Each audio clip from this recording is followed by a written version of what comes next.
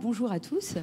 Donc on a une petite demi-heure à parler ensemble, à échanger ensemble donc sur un sujet que j'ai appelé « Quand la réclamation client passe d'un huis clos entre la marque et le client à une publicisation sur les médias sociaux, qu'est-ce qui se passe ?» C'est ça les trois petits points. Donc je vais me présenter là, très brièvement. Donc moi je suis Fanny Renew. Je vais passer la slide. Je suis maître de conférence en marketing à l'université de Rennes 1 dans sa composante de gestion, c'est-à-dire dans ce qu'on appelle l'IGR IAE Rennes. Donc l'IAE, c'est une école universitaire de management qui forme des étudiants au métier de la gestion. Et donc j'y interviens comme enseignant-chercheur en marketing. Donc dans le cadre de cette fonction que j'occupe, il y a deux voies. La voie de l'enseignement, donc celle que vous connaissez sûrement tous très bien, et puis la voie de la recherche, qui est une voie un peu plus occulte ou qu'on ne comprend pas très bien quand on vient du monde de l'entreprise. Et donc moi j'interviens donc avec cette casquette aujourd'hui de chercheur pour vous parler finalement un petit peu des travaux qui m'ont occupé pendant quelques années. Donc moi je travaille beaucoup sur la responsabilité du marketing, sur la responsabilisation du consommateur, mais je travaille aussi en parallèle sur des problématiques liées à la relation client et à la gestion de la réclamation. Très rapidement, juste pour finir sur la présentation, donc je suis aussi déléguée générale de l'Association française du marketing, donc je me ferai un plaisir après de pouvoir échanger avec vous sur le périmètre de nos actions.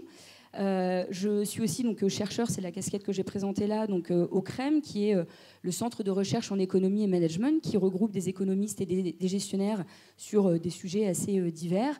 Et puis j'ai mis aussi le logo de Produits en Bretagne, parce que j'interviens aussi comme représentante du fait qu'on soit membre, donc l'IGR-IAE est membre de Produits en Bretagne. Et Produits en Bretagne porte une initiative qui s'appelle la Braise Marketing Academy. Des représentants sont là aujourd'hui pour vous en parler. Et donc j'ai été contactée par Coralie Gourlet, que je connais bien parce qu'elle intervient à l'IGR-IAE et qui travaille aussi pour Produits en Bretagne, parce que Michel Brébion, donc l'organisateur de l'IMF, cherchait des universitaires pour diversifier un petit peu la prise de parole. Donc j'interviens à ce titre.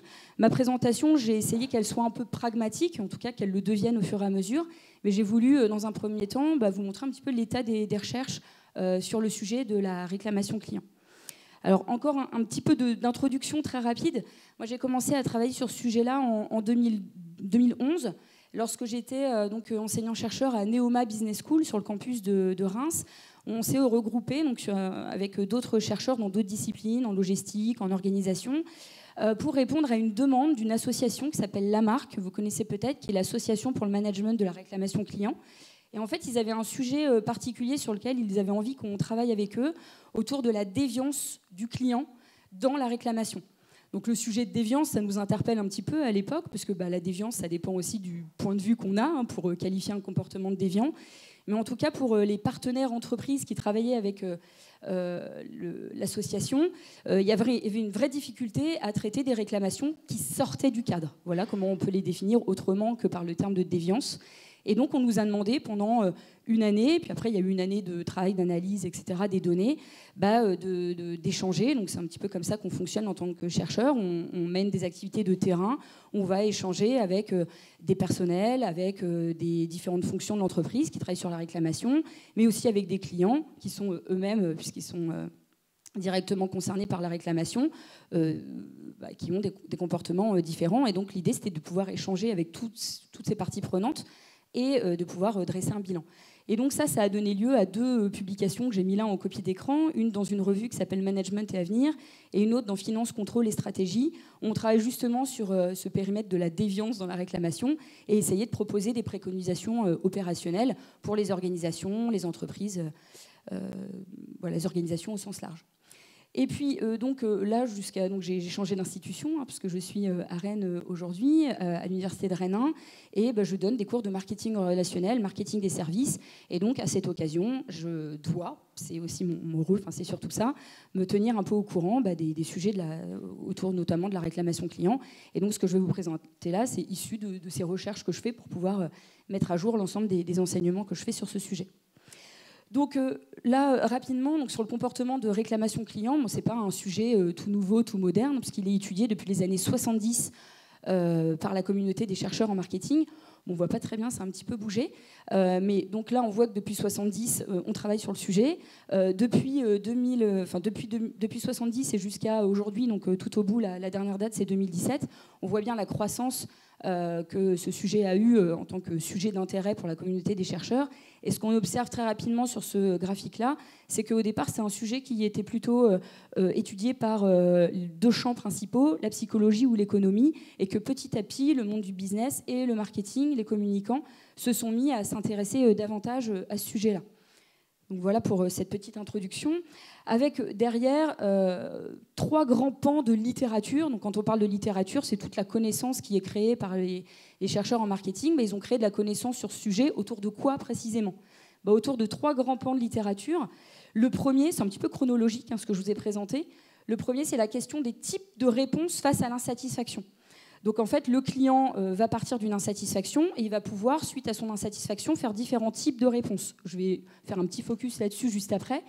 Et donc on va regarder ces différents types de réponses. Et en particulier, il y a pas mal d'articles qui travaillent justement sur les comportements un peu extrêmes du client qui du coup va s'énerver, une escalade de l'agacement, de l'énervement qui va prendre son ampleur. Et donc on a beaucoup d'articles sur la colère du client, la rage du client, l'agressivité, l'incivilité, peut-être des choses qui vous parlent parce que vous les avez peut-être vécues. Et puis on a aussi à côté, parallèle de ça, parce que finalement on voit qu'il y a des clients qu'on aimerait voir un peu moins réclamants, finalement, ce qui sont difficiles à gérer. Et à côté de ça, on a toute une littérature sur comment est-ce qu'on peut inciter à réclamer. Parce qu'on sait bien qu'un client qui se tait, c'est des dysfonctionnements dont on ne peut pas avoir connaissance. Et pour l'entreprise, c'est une difficulté. Donc comment on va faire en sorte, c'est la marque qui a employé cette phrase-là, de créer le petit pépin, parce qu'il y a des pépins dans la relation client, en pépite, c'est-à-dire en source d'amélioration continue.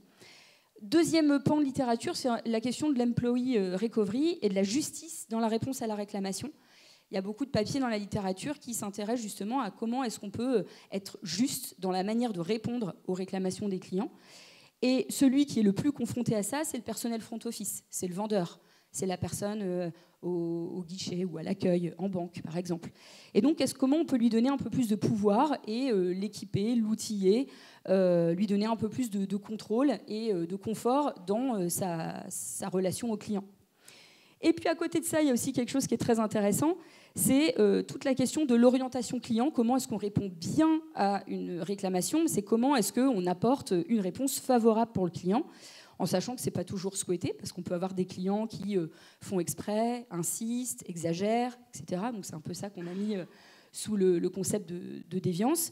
Mais on a aussi l'orientation client à mettre en parallèle de la symétrie des attentions. Et donc on a pas mal de travaux qui montrent que si on veut bien répondre aux clients, il faut aussi en tant qu'organisation bien répondre aux employés. C'est-à-dire que si on bichonne l'employé, on a de fortes chances que l'employé bichonne son client. C'est ça l'idée de la symétrie des attentions qui est mise en exergue dans les travaux, où on va faire en sorte qu'il y ait une vraie attention apportée au collaborateur, parce que le collaborateur, d'une part, est face au client, et d'autre part, parce qu'on sait que si on lui a apporté de l'attention, alors il en fera de même avec ses clients. Ça, c'est un peu le principe de base qu'on retrouve dans plein de travaux. Et puis, il y a quand même aussi, en plus en plus de travaux sur le contre-pied de l'orientation client. Parce qu'à toujours vouloir mettre le client sur un piédestal et à toujours faire valoir cette idée de client roi, on voit des comportements qui vont être déviants, cette fois chez les personnels, qui ne vont pas se retrouver dans la politique de relations clients mise en place par l'entreprise. Et puis enfin, dernier pan de la littérature, c'est autour du sujet que je voulais aborder et faire un focus là-dessus aujourd'hui, sur la question de la publicisation de la réclamation. Donc la réclamation, c'était quelque chose qui se faisait à huis clos, très privé, entre un client qui, historiquement, envoyait un courrier ou passait un coup de téléphone et pouvait échanger avec l'entreprise, avec la personne du service concerné. Et là, aujourd'hui, on voit bien que c'est complètement public.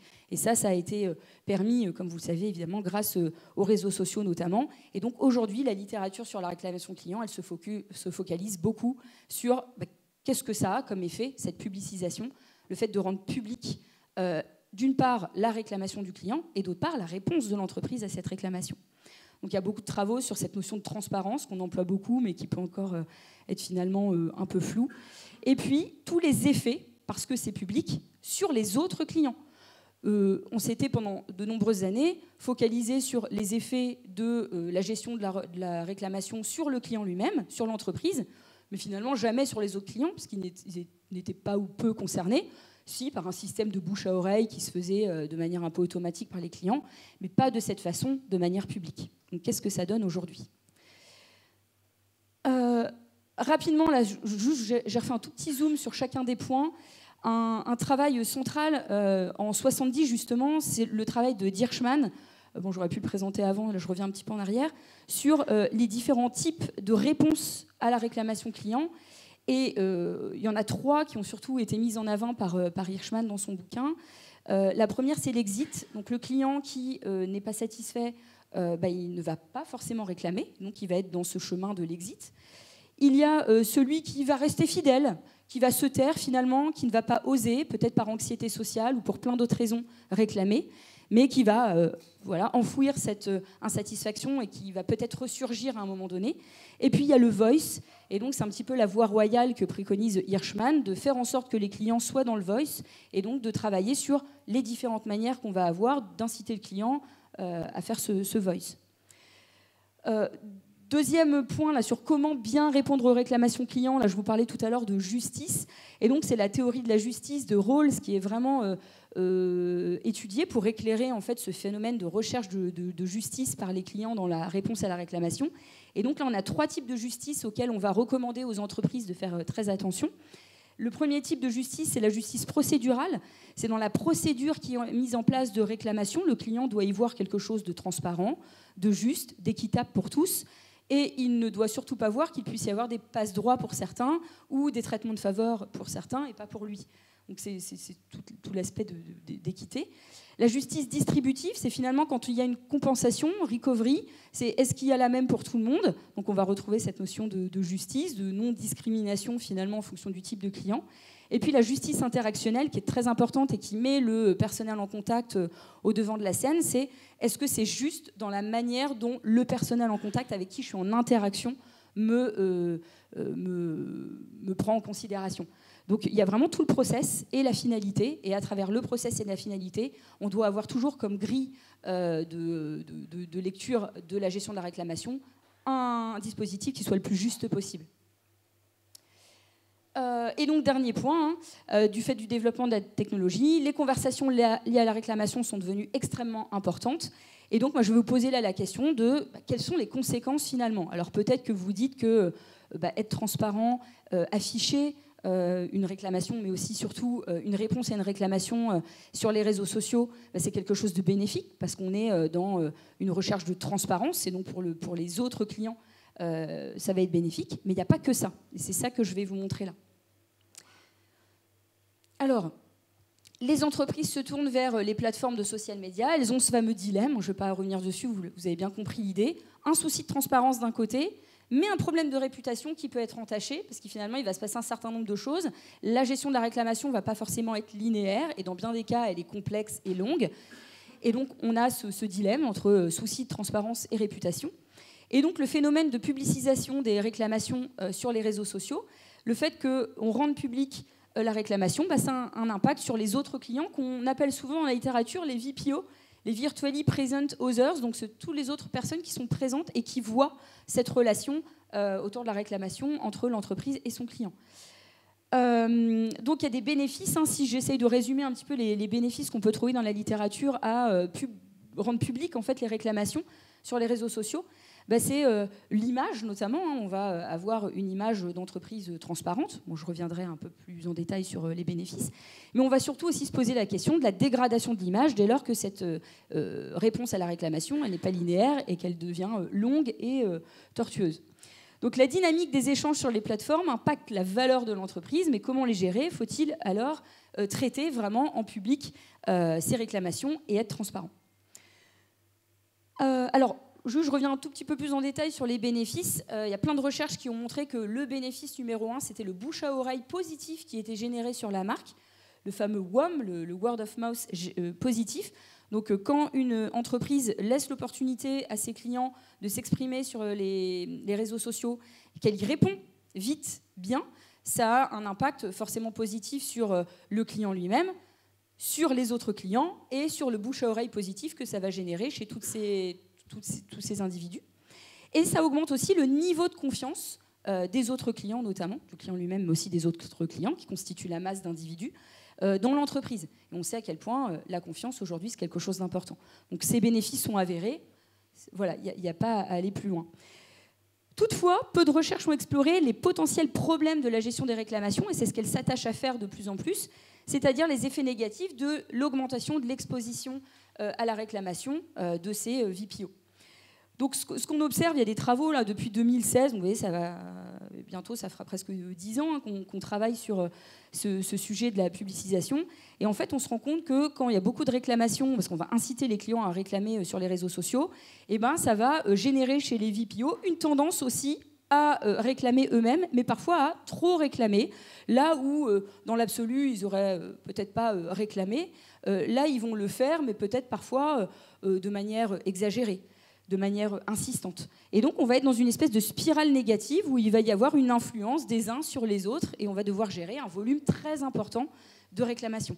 Donc, qui dit volume important de réclamations sur les réseaux sociaux, dit une visibilité de ces réclamations et donc un impact aussi négatif sur l'image de l'entreprise. Donc, il y a un petit peu cette difficulté et la question qu'on pose là, de quelles sont les conditions frontières, dans quelles conditions on peut toujours opter pour la transparence et dans quelles conditions on doit finalement essayer de limiter un peu cette transparence. Alors, la petite conclusion que je pourrais faire, elle est là en une phrase. Opter pour une stratégie de transparence dans la gestion des réclamations à travers de multiples échanges avec le plaignant n'est pas bénéfique dans toutes les situations. Et avant de revenir à ces situations, je parlais des 3 effets que les chercheurs ont réussi à extraire en fait, de leurs recherches qui nous montrent que, oui, c'est pas toujours bénéfique. Le premier effet, c'est ce qu'on appelle l'effet de primauté en ligne. L'effet de primauté, c'est cet effet bénéfique qu'on cherche à obtenir. J'ai mis quelques exemples entre parenthèses. On sait qu'il y a une meilleure visibilité quand on n'a pas besoin de scroller. Donc les premiers résultats, dans le référencement, être en premier. Dans une série de publicités, être la première publicité. On sait qu'il y a un effet de la primauté, par exemple un effet sur le rappel, sur la mémorisation.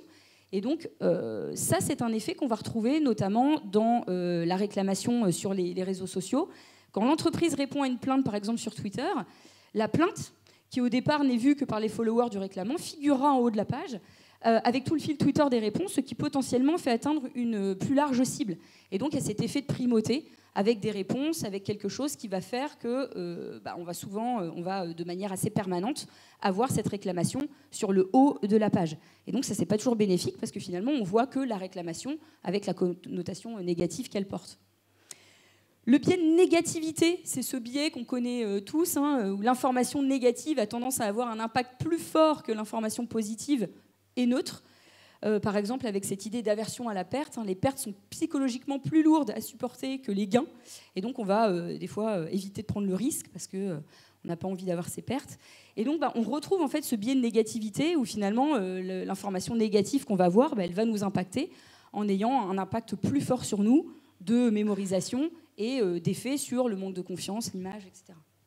Et le troisième effet qu'on observe, c'est celui de l'impact différencié de l'information initiée par la firme versus l'information initiée par le consommateur lui-même. On sait bien que le consommateur, tout ce que le consommateur dit est davantage considéré comme ayant du crédit par rapport à ce que l'entreprise dit. Et donc, quand les consommateurs veulent beaucoup s'exprimer dans le fil de conversation, c'est ce que les consommateurs, les VPO, vont retenir de ce qu'ils ont lu. Donc l'objectif finalement, alors je fais une synthèse, il y a plein de travaux, j'ai mis en source, en biblio à la fin, il y a 3 articles clés que j'ai souhaité mettre en avant. Donc je vous épargne les noms à rallonge des articles et puis la liste importante d'auteurs qui sont rattachés, mais je les ai à la fin. Et donc je vous épargne aussi toute la méthode qui est employée pour arriver à tout ça. Mais finalement, la conclusion de leurs travaux, parfois il y a plein de travaux qui peuvent être pas forcément convergents sur leurs résultats, mais là ils le sont sur ce sujet, sur cette question. L'objectif, c'est vraiment d'essayer de réduire la publicisation. Donc la transparence, qu'on pourrait considérer comme étant un signal de qualité, là, elle n'est plus un signal de qualité. Donc c'est pour ça qu'on parle de conditions frontières, si le service client n'est pas irréprochable, mais la transparence reste toujours à privilégier. Donc en gros, ça veut dire quoi ? Ça veut dire qu'il faut être transparent, mais dès lors que le service client n'est plus en mesure de répondre de manière satisfaisante à la réclamation, c'est-à-dire que ça dure, ça tourne en rond, le client dit ne pas être satisfait de la réponse, il faut arrêter cette publicisation, fermer l'échange, donc échanger en privé, pour plus tard, une fois qu'on a trouvé un accord, et on espère qu'on arrivera à cette situation-là, revenir sur un message qui va clore finalement l'échange et dire ben voilà, on a échangé, voilà ce qu'on vous a proposé, on est ravis que ça puisse vous aller. Bon, ça, c'est dans le meilleur des mondes, puisque finalement, on voit que des fois, ce process-là, il est très long et qu'on n'arrive pas à trouver un terrain d'entente. Et là, on va monter en judiciarisation, etc. Et là, on arrive encore à autre chose. Donc, quand les réponses deviennent substantives, trop importantes, quand ça dure trop longtemps, quand il y a trop d'échanges, une stratégie de réponse en échange fermé est beaucoup plus efficace pour éviter d'entacher la confiance et l'image de l'entreprise. Donc on va limiter la publicisation du process, mais rendre le résultat visible. Donc c'est tout le process en fait qui devient délicat à trop mettre en public parce qu'il peut être long et fastidieux. Quelques préconisations pratiques, si j'extrais quelques recommandations de ces articles qui sont publiés dans de bonnes revues, j'ai oublié de le préciser, et donc qui sont un signe de qualité en fait, des résultats. Premier point, c'est monitorer la page du réseau social de l'entreprise. Donc par exemple, tous les insights qui sont fournis par les différents outils, par exemple Twitter, si on prend un exemple, on pourrait prendre le ratio de l'espace occupé par les réclamants sur la page, par les réclamants, par la réclamation, par les réponses aux réclamations. Quel est le ratio que tout ça occupe par rapport à l'ensemble des discussions ? Ça doit être utilisé pour gérer la page et éviter qu'elle ne devienne une arène de la réclamation où tout le monde va se dire bah finalement, avec cet effet d'imitation, si tout le monde vient là pour réclamer, ça doit être une surface de réclamation et donc moi je vais y aller aussi.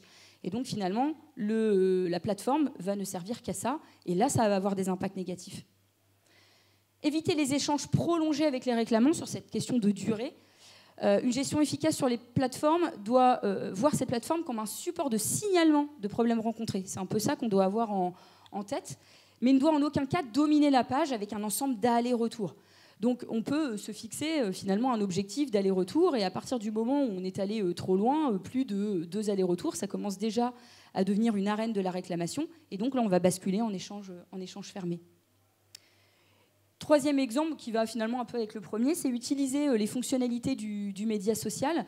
Donc, par exemple, sachant qu'un tweet épinglé par l'entreprise apparaîtra de manière permanente sur le haut de la page, il peut être utilisé pour réduire la place en prime possiblement concédée aux communications de type réclamation. Donc on va finalement user de stratégies de mise en avant d'informations pour mettre un peu au second plan finalement ces réclamations qui peuvent être nuisibles pour l'entreprise lorsqu'elles sont trop visibles. Il me reste encore un peu de temps. Alors, pour aller plus loin, donc là j'avais fait vraiment un focus sur la transparence. Donc si on résume la question, je pense que vous avez bien compris. Toujours privilégier la transparence à l'opacité. Et c'est bien, les plateformes de réseaux sociaux sont là pour ça. Mais faire en sorte de ne pas dépasser un plafond, là, un seuil, qui consisterait à voir notre plateforme de réseau social comme étant une arène de la réclamation. Donc dès lors que la réclamation est prolongée, que de nombreux allers-retours se font, basculer systématiquement en échange fermé, mais revenir à un échange ouvert pour, si ça a été possible, diffuser le résultat de cet échange. Pour aller plus loin, il y a quelques travaux qui se posent la question de est-ce que je peux utiliser l'humour ? Parce que quand je vois finalement que le sujet de réclamation, il devient un peu dominant sur ma plateforme ou mes plateformes, et que ça vient un peu plomber l'ambiance, ça vient mettre en avant des éléments négatifs, avec ce fameux biais de négativité dont on sait qu'il a une puissance assez forte sur les individus, les consommateurs, les personnes auxquelles on s'adresse. Est-ce qu'on peut utiliser l'humour ? Alors, intuitivement, on pourrait se dire bah non, l'humour, c'est surtout pas le moment où il faut utiliser en fait cette stratégie, parce que pour le consommateur, c'est sérieux. Il y a une déception, il y a une envie d'avoir son sujet pris au sérieux par l'entreprise, et donc on ne doit surtout pas utiliser l'humour. Eh bien, il y a des chercheurs qui nous ont montré que oui, ça peut être une bonne stratégie. Alors, je vais être un petit peu plus précise. Ils ont distingué 2 types d'humour, ces chercheurs. Il y a un humour qu'ils ont appelé l'humour affilié, c'est rire avec le client ensemble. Et il y a l'humour un peu plus agressif, c'est se moquer de lui. Alors quand on va dans ce niveau de détail, on se dit se moquer de lui, ce serait quand même bien scandaleux, bien provocateur. Alors, ce qu'on voit dans les résultats de ces recherches, c'est que le premier, donc le rire avec le client sans surprise, ça génère plus de likes, de retweets, de meilleures intentions comportementales, enfin sans surprise, chez les VPO en tout cas. Et par contre, sur l'humour plus agressif, on va se moquer du client, bah ça peut fonctionner au regard de la personnalité de la marque. Donc on va regarder la personnalité de la marque, qui va être un élément qu'on va devoir prendre en compte. Et en fait, il y a des marques qui sont considérées comme plus fun. Je vous ai repris les verbatims, nerveuses, bravant les limites. Voilà, il y a un territoire de marque qui renvoie à ces notions. Où là, on va pouvoir opter pour un humour plus agressif, donc se moquer du client. Et là, on sait que ça va voilà, avoir un impact plus positif. Et puis pour aller plus loin, il y a une deuxième... Hop, c'est la même chose. Et pour aller un peu plus loin, ce sera ma dernière slide, je finirai par un modèle que j'ai trouvé intéressant d'évoquer là ici avec vous. Je ne sais pas si vous le connaissez. C'est le modèle tétraclasse de la satisfaction. Donc le modèle tétraclasse de la satisfaction, ça fait quelques années déjà qu'il a été validé. Il a été validé par une chercheuse qui s'appelle Sylvie Yosa, qui a montré en fait que dans la satisfaction du client, il y avait plusieurs éléments qui contribuaient à sa satisfaction, qu'on pouvait classer en 4 catégories ou 4 classes d'éléments. Il y a les éléments tout en bas à droite qui sont les éléments basiques, c'est-à-dire les éléments qui vont jouer fortement sur l'insatisfaction quand ils ne sont pas présents, mais qui vont jouer faiblement sur la satisfaction lorsqu'ils sont présents. Je vais vous prendre un exemple tout bête. Si j'arrive en point de vente et que un personnel en contact ne m'a pas dit bonjour ou m'a ignoré, je peux être très insatisfaite. Alors que s'il m'a dit bonjour, ça ne va pas jouer sur ma satisfaction puisque c'est un basique, je m'y attends. C'est ce qu'il doit faire à minima. À l'opposé, enfin pas à l'opposé, mais tout en haut à droite, on a cette fois-ci les éléments qu'on appelle les éléments clés, qui vont jouer très fortement sur la satisfaction lorsqu'ils sont présents et qui vont jouer très fortement sur l'insatisfaction lorsqu'ils sont absents.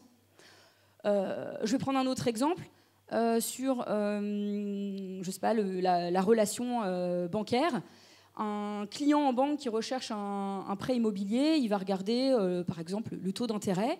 Pour lui, c'est très important qu'il y ait un très bon taux d'intérêt pour son emprunt immobilier. C'est ça qui va même faire la différence avec les concurrents. Il va venir chez moi parce qu'il y a ce taux d'intérêt. Par contre, si le taux d'intérêt est mauvais, il va partir de chez moi. Donc là, on a vraiment les éléments clés qui vont jouer très fortement, positivement et négativement sur la satisfaction. Et puis à gauche, il y a ce qui va jouer plus faiblement sur la satisfaction, les éléments qu'on va qualifier de secondaires. Si vous prenez l'avion et puis qu'on met un petit fond sonore, vous n'allez être ni satisfait ni insatisfait. Voilà, c'est les éléments qui participent un petit peu à la satisfaction, mais pas grandement. Et puis en haut à gauche, il y a tout ce qu'on appelle les éléments plus, qui sont tous les éléments qui vont participer à l'effet waouh, tous les éléments auxquels on ne s'attendait pas, tous les éléments qui vont créer de la surprise positive. Donc, bon voilà, je ne vais pas aller plus loin sur l'explication de ce modèle, mais en tout cas, il y a des chercheurs qui commencent à s'intéresser à l'utilisation de ce modèle comme étant un modèle très efficace pour réfléchir aux compensations clients qu'on va pouvoir mettre en place dans la réclamation. Et donc, ils vont nous permettre de définir des classes de compensation, par exemple des éléments basiques, qu'est-ce qu'on doit faire à minima, dans quel cas, qu'est-ce qu'on doit faire dans des cas où on devrait s'excuser, où on n'a pas été bon dans la relation pour créer l'effet waouh que le client est en droit d'exiger ou d'attendre, etc., etc. Donc on peut utiliser cette matrice, ce modèle tétraclasse, pour classer finalement les types de compensation selon qu'elles vont participer fortement ou faiblement à la satisfaction du client. Voilà, bon, là c'est mes sources, mais je pourrais vous les envoyer en privé si vous voulez. Merci pour votre attention. Et puis il y a quelques minutes, place aux questions. Merci. Alors dans les recherches que j'ai utilisées là, pour faire cette présentation, les réseaux sociaux qui sont étudiés sont des réseaux sociaux tout venants, on va dire, je ne sais pas si on peut les appeler comme ça. Mais effectivement, vous posez une question complètement légitime. Alors, à ma connaissance, je n'ai pas lu forcément de travaux qui ont fait une recherche approfondie sur ce type de réseau. Mais en tout cas, on a toute raison de croire que parce qu'on a une surface dédiée, on va pouvoir s'exprimer. Et la volonté de l'organisation de l'entreprise, c'est de pouvoir avoir cette arène de la réclamation. Mais on a un endroit où les gens savent, a priori, qu'ils vont venir là pour ça. Donc on n'a pas cet effet de mauvaise surprise, de retenir finalement les éléments négatifs, les éléments qu'on a vus en haut de tableau parce qu'ils ont suscité de la conversation, à un endroit où ça n'était pas attendu. Donc oui, bon, je n'ai pas plus de précision à vous donner par rapport au regard recherche, mais en tout cas, vous avez raison de poser la question, et je pense que la réponse qu'on peut faire, c'est avoir une plateforme ou une instance dédiée pour ça. ça laisse penser qu'on a toute raison de le faire. Mais bon, j'ai pas plus d'infos. Je sais pas quoi vous dire d'autre. Jouer sur l'humour. J'ai pas d'exemple très précis d'entreprise. Là, spontanément... Ouais. Ouais, en fait, c'est savoir rire de ses défauts. Et c'est vrai que la SNCF, spontanément, ça aurait pu venir, mais où finalement, on va jouer là-dessus pour en faire une force. Bon, je pensais à d'autres choses, mais ça n'a rien à voir avec la réclamation. Mais je pense à Hoegaarden, par exemple, donc, qui est une marque de bière, où on s'était rendu compte en France que ça avait du mal à décoller parce que le nom de marque lui-même était difficile à prononcer. Et en fait, on avait fait une force de ça, où on se moquait de la difficulté à prononcer le mot. Et finalement, on retrouvait ça dans tous les échanges de communication de l'entreprise. Mais oui, effectivement, je n'ai pas d'autres exemples en tête, mais où on va se moquer finalement de nous-mêmes, déjà, avant de se moquer. Mais oui, là, je n'ai pas d'autres exemples. En fait, on se rend compte qu'il y en a de plus en plus qui utilisent cette stratégie-là. Et là, on voit à travers le travail des chercheurs que finalement, ça a des bénéfices. Et voilà, différents types d'humour à adopter selon les personnalités de marque. Donc encore faut-il bien connaître en amont sa marque et le territoire, la personnalité de la marque, pour pouvoir adapter le type d'humour le plus efficacement possible. Moi, je crois que la session est levée. Merci pour votre attention, merci pour les questions, et puis au plaisir d'échanger.